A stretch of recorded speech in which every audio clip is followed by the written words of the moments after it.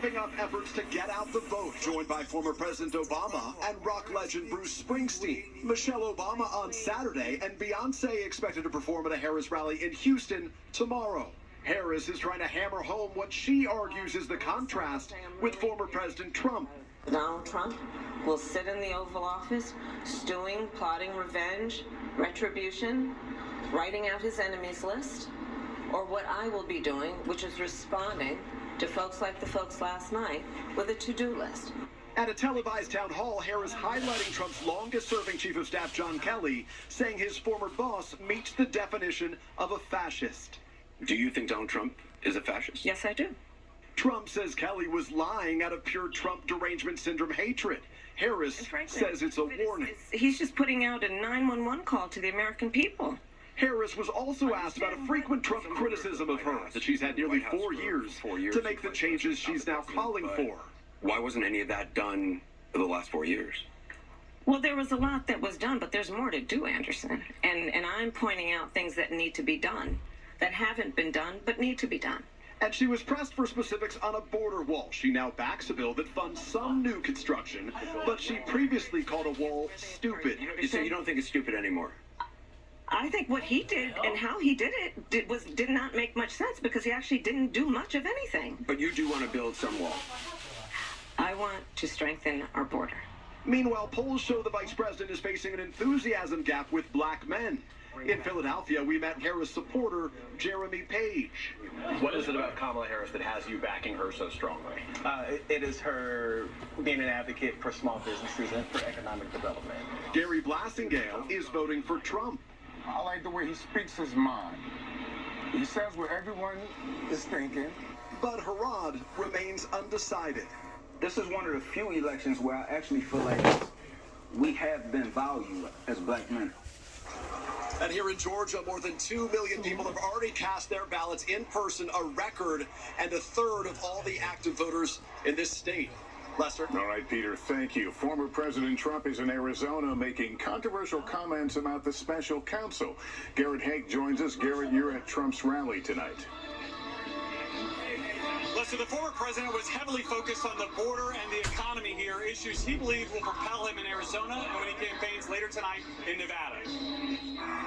Tonight, with less than 2 weeks to Election Day, former President Trump hitting critical battlegrounds, including the campus of Arizona State. I will launch the largest deportation program in American history. We got to know. And overnight in Georgia. I'd like to begin by asking a very simple question. Are you better off now than you were 4 years ago? A new poll shows Trump going into the final stretch leading Vice President Harris by 2 points nationally, within the margin of error, and showing most Americans, 54%, disapprove of Harris's job performance as vice president, while 52% approved of Trump's performance as president.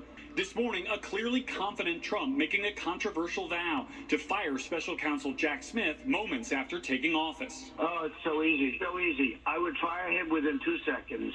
Saying he does not believe the House, even if controlled by Democrats, would impeach him for a third time. No, I don't think they'll impeach me if I fire Jack Smith. Jack Smith is a scoundrel. Smith, who was appointed by Attorney General Merrick Garland, is prosecuting 2 cases against Trump, one over his efforts to overturn the 2020 election. A second case involving Trump's handling of classified documents was dismissed by a Trump-appointed federal judge, a decision Smith has appealed. The Harris campaign responding, quote, Donald Trump thinks he's above the law, and that a second Trump term where a more unstable and unhinged Trump has essentially no guardrails is guaranteed to be more dangerous. Trump has called Smith's prosecutions political, pointing to a recent statement by President Biden.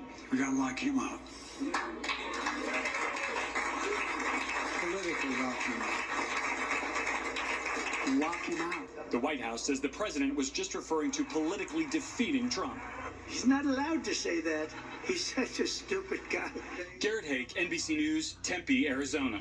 Young voters could hold a key to the outcome of this election, and tonight a new NBC News Stay Tuned Gen Z poll finds a significant gender gap among these voters. Savannah Sellers met some of them in Wisconsin.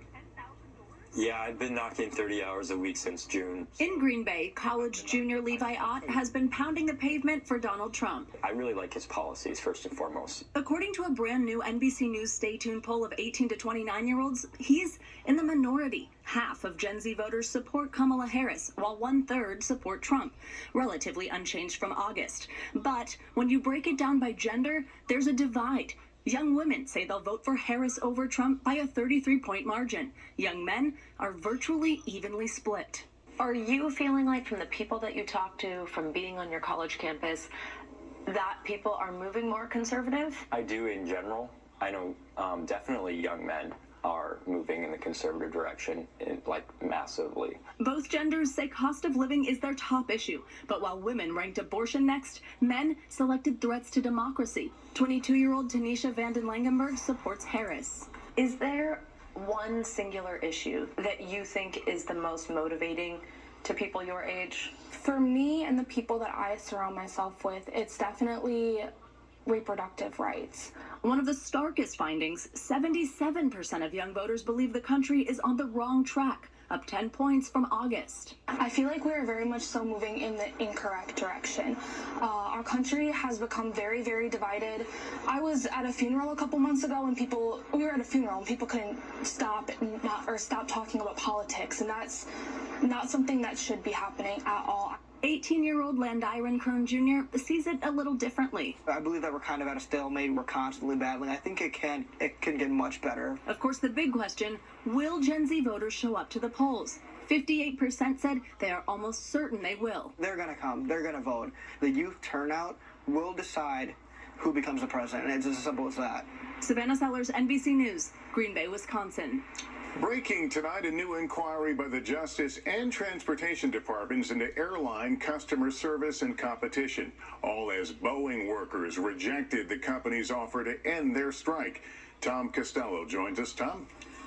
Yeah, Lester, the Transportation and Justice Departments are asking Americans' opinions on everything from airfares to anti-competitive behavior as they consider new consumer protections. The industry tonight says airfares are already at historic lows. Meanwhile, Boeing says it is disappointed that 33,000 workers remain on the picket line tonight, having said no to the latest Boeing contract offer. Day 42 of the Boeing strike, with assembly lines for the top-selling 737, 767, and 777 still shut down after union members voted to reject the company's latest contract offer. I voted no, and I'm feeling like they're continually trying to give us the bare minimum, and it's ridiculous. Boeing's latest offer includes a 35% pay hike over 4 years, bonus and incentive pay, and bigger 401k contributions. But the union wants a 40% pay hike and a return of employee pensions, which the company scrapped 10 years ago, leading to years of anger and animosity. If they're not willing to give it, we've got to get something that replaces it. The strike now enters week 7, with America's aviation giant still struggling. Yesterday, reporting a $6 billion quarterly loss.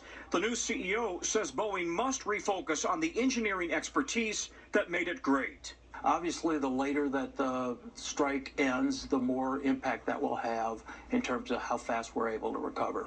In a year of big labor wins, including the dock worker strike, Boeing's union believes it has leverage as airlines complain they're not getting the planes they ordered, affecting their ability to fly their schedules. Lester? All right, Tom, thank you. In 60 seconds, the new details about the source of that deadly E. coli outbreak. We speak to a woman sent to the ER after she said she ate at McDonald's. And I have a quarter pounder.